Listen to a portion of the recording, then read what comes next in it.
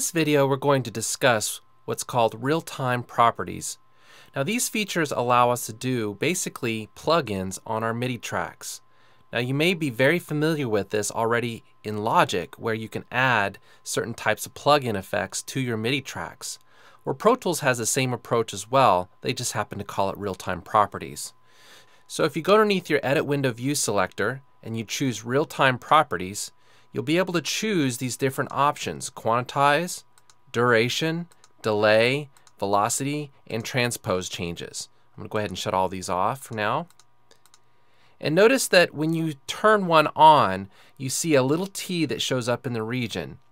This basically means that the entire track has been affected by that quantize setting. So I can go in here and choose different types of settings for my quantize. So if we play this right now without the quantize, you can see it is slightly off. We can even zoom in. You can see notes are not quite on the beat. They're not right there. So let's go ahead and zoom out and play this again and go into quantize and set this to be at 16ths and play it back.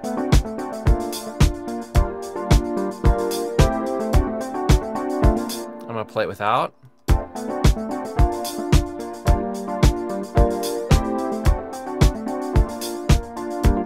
So it's a slight subtle change, but you can see that there are some changes done with quantize there. Duration is where you actually can subtract or add or do a percentage or do legato gapping of the notes or legato overlapping of the notes. Right now I'm going to go ahead and just do subtract, and you can see that if I play this, I can make the notes have shorter durations.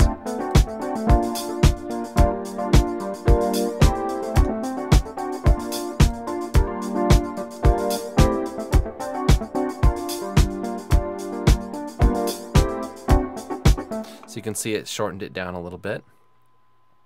I can even delay it by amounts too. I can delay it or I can advance it.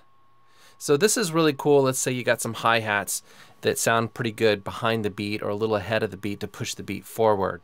So you might find yourself using a couple tick values here and there to kind of shove a track earlier and later to make it fit within a groove. So that's just an example. You can go in and do some velocity changes. And this right here is basically adding or taking away to what's currently there. So let's say you had a velocity of 50 and now we have it -15. Well, now you're setting it at 35. But if it's 137%, it's based on whatever the value is and gives you 137% more of that particular value. So you have a choice of whether you want to pull those down by specific absolute values or by percentages.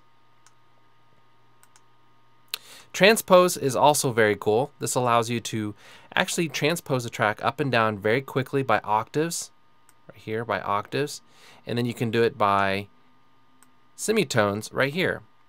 So of course there are 12 semitones within an octave, but this allows you to change the key of that track very quickly. By the way, all these effects are played when your track is in record enabled. So if I were to play this Rhodes track right now off my keyboard, you would hear all these effects happening in real time. Now if we pull up our event menu and we go into MIDI real-time properties, we got the same options. They look very, very similar to what we saw over in our track properties. But this allows us to go in and actually adjust things based on region boundaries. So I can say I want a quantize setting, and notice right over here on my region it shows a little R. So this allows me to effectively change that region only, and then the rest of the material follows the track properties instead.